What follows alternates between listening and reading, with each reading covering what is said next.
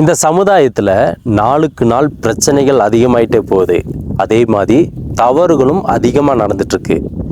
இதுக்கான முக்கியமான காரணம் நம்ம எல்லாருமே தனித்தனியாக வாழ்கிறது தான். முன்னாடியெல்லாம் 10 பேர் சேர்ந்து இருந்தால் தான் அது ஒரு குடும்பம். அந்த குடும்பத்தில் யாராவது ஒருத்தர் தெரியாமல் ஒரு தவறு பண்ணிட்டாங்கன்னா அதை சுட்டி காட்டுறதுக்கு 4 பேர் இருப்பாங்க. அதோட அந்த தவறு திரும்பி நடக்காத அளவுக்கு பார்த்துக்குவாங்க. ஆனால் இப்போது அம்மா அப்பா ஒரு குழந்தை இருந்தாலே அது ஒரு குடும்பம் ஆயிடுது. அந்த குடும்பத்தில் ஏதாவது ஒரு தவறு ஏற்படுதுன்னா அதை சுட்டி காட்டி சரி பண்ணுறதுக்கு ஆளே இல்லை. ஆனால் கூட்டு குடும்பத்தில் அப்படி கிடையாது. ஃபிசிக்கல் ரீதியாகவும் மென்டல் ரீதியாகவும் வெளியிலேருந்து ஒரு நபர் அந்த குடும்பத்துக்குள்ளே என்ட்ராகவே முடியாது.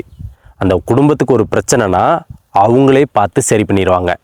இங்கே பேசிக்கான பிரச்சனை என்னன்னா, ஒரு மனிதனுக்கு கிடைக்கக்கூடிய அன்பும் அரவணைப்பும் குறைஞ்சி போச்சு. இதனால தான் தவறுகள் அதிகமாயிட்டே போகுது.